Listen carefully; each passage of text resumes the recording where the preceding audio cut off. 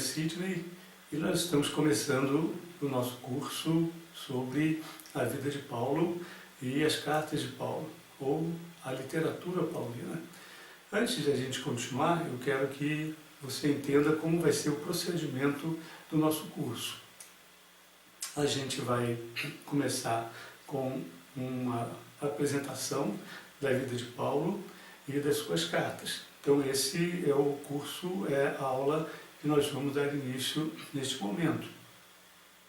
Depois a gente vai estudar algumas seleções ou coleções de cartas em particular. Vamos começar com a carta aos Tessalonicenses, ou as duas cartas aos Tessalonicenses, que será a aula posterior a essa. Depois vamos dar continuidade com as duas cartas aos Coríntios e aos Filipenses, que será a nossa terceira aula. Nossa quarta aula será um estudo das cartas aos Gálatas e aos Romanos, conjuntamente. A quinta aula, nós estudaremos as cartas aos Colossenses e aos Efésios. E a sexta e última aula, a gente vai reservar para as chamadas cartas individuais. A carta a Filemon, as duas cartas a Timóteo e a carta a Tito. Desse modo, a gente espera compor todo o conjunto da obra paulina, ou das cartas que Paulo escreveu e que constam do nosso chamado Novo Testamento. Nossas aulas vão ser feitas de duas formas. Primeiro, esse vídeo que você está assistindo, e depois um outro vídeo com uma orientação prática para uma atividade avaliativa. E aí você fazendo essa atividade avaliativa, você então irá caminhar de aula em aula até a obtenção do seu certificado, se você fizer realmente as atividades que estão orientadas aqui para você realizar. Muito bem, eu espero que você esteja bastante interessado na vida do apóstolo Paulo e também nas cartas que ele escreveu. E quem sabe a gente consiga abordar ainda alguns elementos da teologia de Paulo ou do pensamento de Paulo. Vamos então introduzir aqui, entrar um pouco mais, conversarmos um pouco mais sobre a vida do apóstolo Paulo. Eu imagino que você já sabe que Paulo não nasceu Paulo. Paulo nasceu Saulo, o nome hebraico para esse personagem importante da história do início da igreja e do primeiro cristianismo. Então, Paulo, ele nasceu Saulo, e eu imagino que Saulo, quando ele nasceu, ele não tinha a menor ideia do personagem importante que ele viria a se tornar para a história do cristianismo.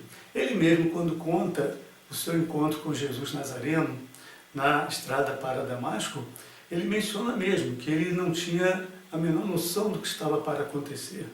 Ele é apanhado de surpresa pela aparição de Jesus ressurreto a ele, e é esta surpresa que modifica radicalmente, ou que vira do avesso, a vida de Paulo.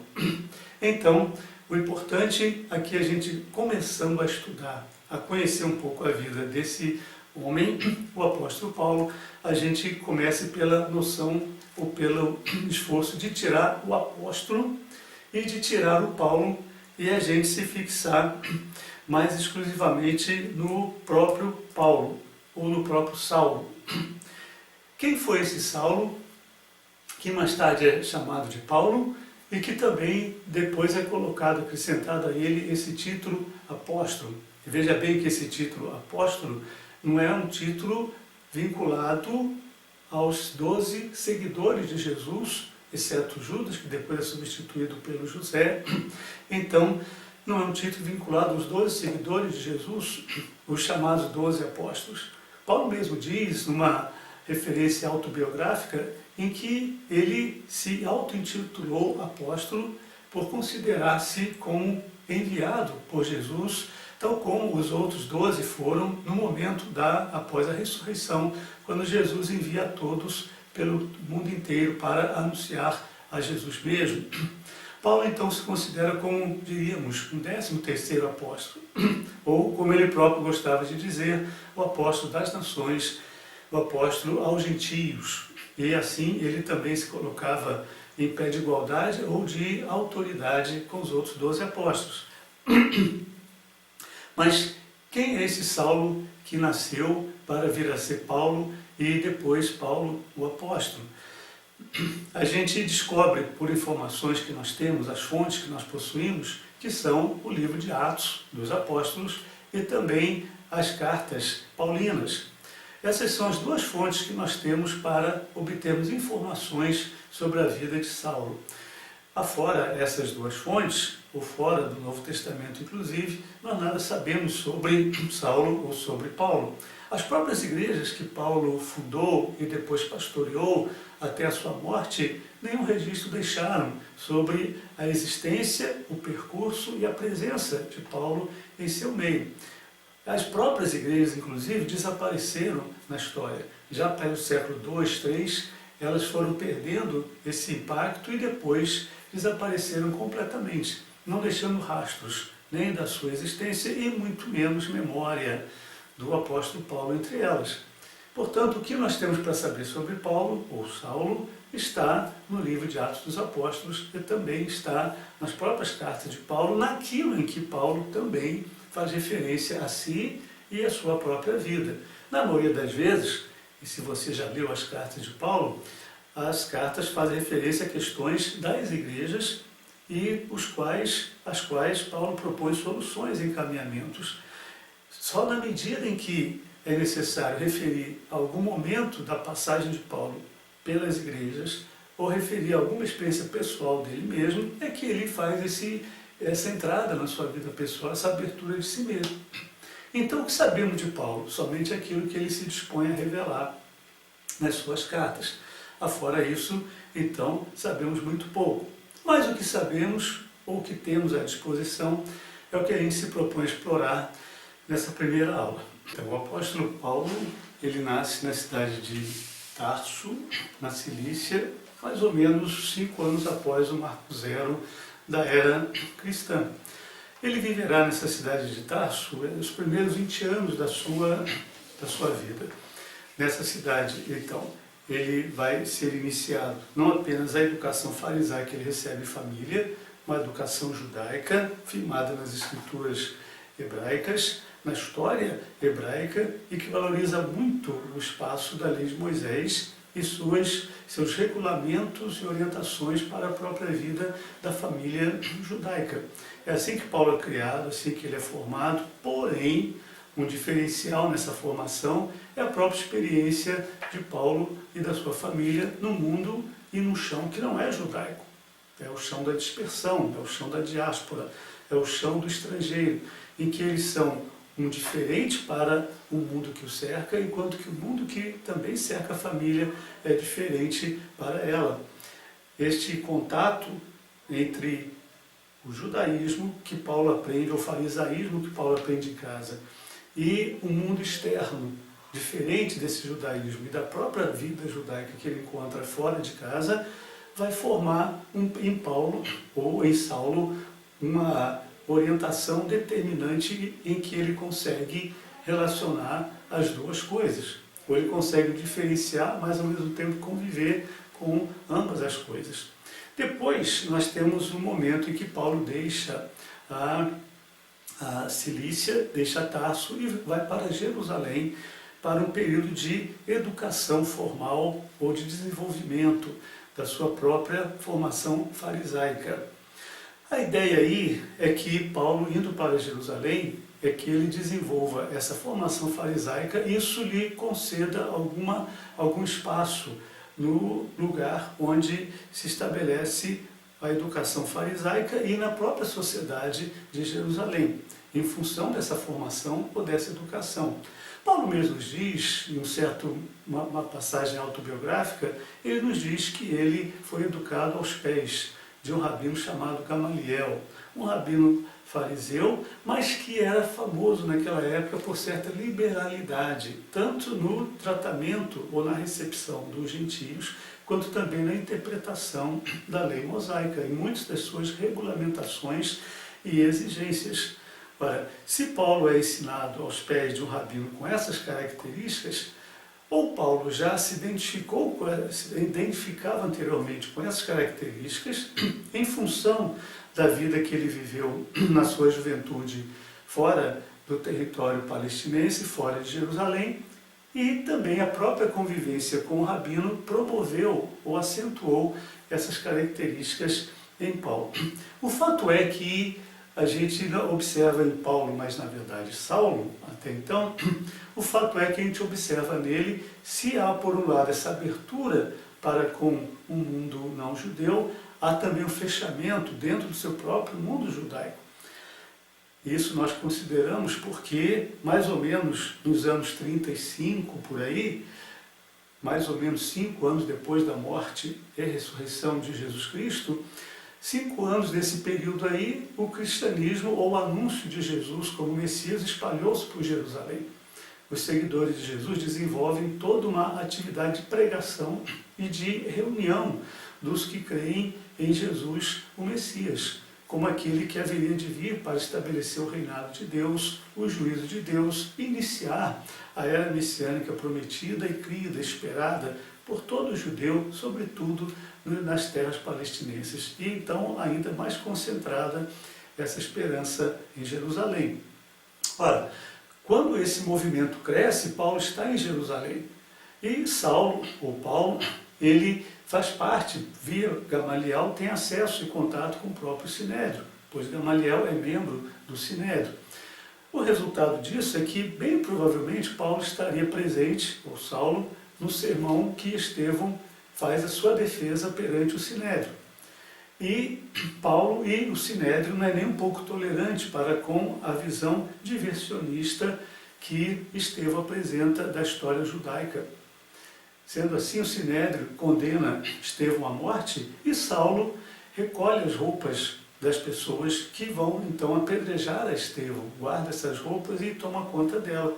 Portanto, Paulo assiste à morte de Estevão do ponto de vista do seguidor de Jesus, do cristianismo, ao martírio de Estevão, o primeiro mártir cristão, aquele que dá sua vida por Cristo.